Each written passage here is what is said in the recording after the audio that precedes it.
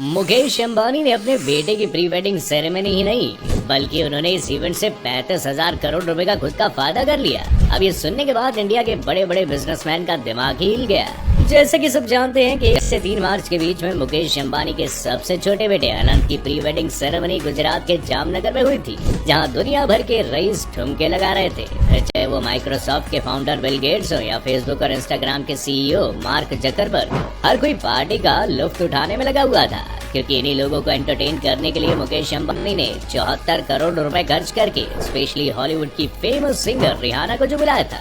लेकिन जहां दुनिया भर के बिजनेसमैन जामनगर अनंत राधिका की प्री वेडिंग को एंजॉय कर रहे थे, वहीं मुकेश अंबानी डिज्नी के सीईओ बॉब के साथ बिजनेस डील फाइनल कर रहे थे, जिससे मुकेश अंबानी को 1000-2000 करोड़ का नहीं बल्कि 35,000 करोड़ का मुनाफा हुआ है। दरअसल 1 मार्च की शाम जब जामनगर में लोग जाम झलकाने में लगे थे, तब खबर आई कि रिलायंस इंडस्ट्रीज ने डिज्नी के साथ मर्जर किया है, जिसके बाद इस कंपनी की वैल्यूएशन 70,000 करोड़ रुपए हो गई। अब शायद आपको बहुत जल्द डिज्नी प्लस हॉटस्टार की जगह जियो प्लस हॉटस्टार देखने को मिल सकता है। दरअसल ये डील डिज्नी के लिए बहुत खास थी, क्योंकि आईपीएल के स्ट्रीमिंग राइट्स छिन जाने की वजह से डिज्नी को हर साल अरबों रुपए का नुकसान उठाना पड़ रहा था, क्योंकि उनके पास आईपीएल को टीवी पर दिखाने के राइट्स तो थे, लेकिन ऑनलाइन राइट्स जियो सिनेमा के पास थे, और आज का जमाना ऑनलाइन का जमाना है। इसलिए आईपीएल के टीवी स्ट्रीमिंग राइट्स होने के बाद भी डिज्नी को कुछ खास फायदा नहीं हो रहा था। वहीं मुकेश अंबानी जियो सिनेमा पर आईपीएल फ्री में दिखाकर भी सिर्फ विज्ञापन से 3,239 करोड़ रुपए कमा लिए थे।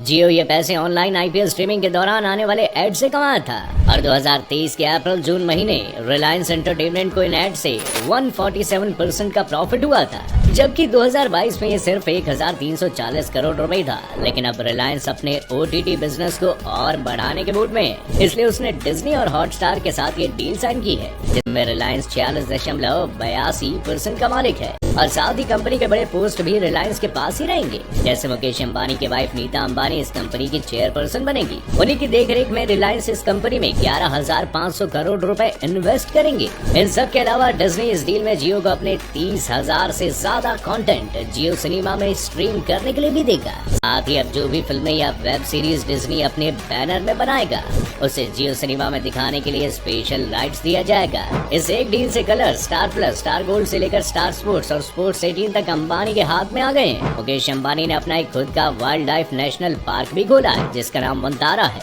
अब कुछ लोग कहेंगे कि ये जो जानवरों को बचाने के लिए खोला गया, जिसे जामनगर में 3,000 एकड़ जमीन में बनाया गया, और इस एनिमल पार्क में 200 हाथी, गेंडे, चीते, मगरमच्छ, टाइगर जैसे तमाम तरह के जानवरों को मिलाकर 2,000 से ज्यादा जानवर है। साथ ही इसमें कुछ ऐसे स्पीशीज के जानवर भी है जो विलुप्त होने की कगार पर खड़े हुए हैं। इसमें कई जानवरों को फॉरेन कंट्री से भी लाया गया है। साथ ही उनके रहने के लिए एक असली जंगल बनाया गया है, जहाँ ये जानवर बिना किसी रोक टोक के घूम भी सकेंगे, जैसे नेशनल पार्क में ही होता है। इसके अलावा इन जानवरों के इलाज के लिए दुनिया भर के सबसे बड़ा एनिमल हॉस्पिटल भी बनाया गया, और इस हॉस्पिटल में MRI, X-ray, ICU, CT scan, dental scalers, endoscopy, lithotripsy, dialysis, ultrasound और सर्जरीज के लिए वीडियो कॉन्फ्रेंसिंग फैसिलिटी तक बनाया गया है। अब बहुत से लोग बोलेंगे कि भाई इसमें अंबानी फैमिली का क्या फायदा? तो फायदा ये है कि अगर आने वाले सालों में रिलायंस ग्रुप इसे डेवलप कर लेता है, तो ये उनका खुद का अपना पर्सनल जू हो सकता है, जो पहले से ही वर्ल्ड क्लास फैसिलिटी से लैस है। अब वो चाहे तो इसके थ्रू वो देखने वालों से पैसा भी ले सकते हैं या फ्री में भी एंट्री दे सकते हैं। लेकिन अगर मुकेश अंबानी देश और विदेशी टूरिस्ट से पैसा चार्ज करते हैं, तो उन्हें इसके लिए कोई नहीं रोक सकता, क्योंकि अनंत अंबानी पहले ही अनाउंस कर चुके हैं कि वो बहुत जल्द इस जूलॉजिकल पार्क को पब्लिक के लिए खोल देंगे। इसके अलावा मुकेश अंबानी अब फार्मा इंडस्ट्री में भी हाथ आजमा सकते हैं, क्योंकि उनके होने वाले समधी वीरेन मर्चेंट को फार्मा इंडस्ट्री का किंग माना जाता है, और उनकी company encore health care Bharat और भारत से बाहर कई देशों के लिए कई तरह के मेडिसिन बनाती है और बेचती है। ऐसे में हो सकता है कि मुकेश अंबानी उनकी कंपनी में एज अ इन्वेस्टर जुड़ जाए, क्योंकि फार्मा ही ऐसा इकलौता बिजनेस है जिसमें रिलायंस 1985 से ही मेहनत कर रहा है, लेकिन इसके बाद भी उसका नाम इंडिया में फार्मा सेक्टर में नहीं है। मुकेश अंबानी फ्यूचर में इस बिजनेस में हाथ डालते हैं नहीं, ये तो आने वाला वक्त ही बताएगा। आपको क्या लगता है कि रिलायंस को फार्मा इंडस्ट्री में जाना चाहिए? नहीं, हमें कमेंट करके जरूर बताइएगा।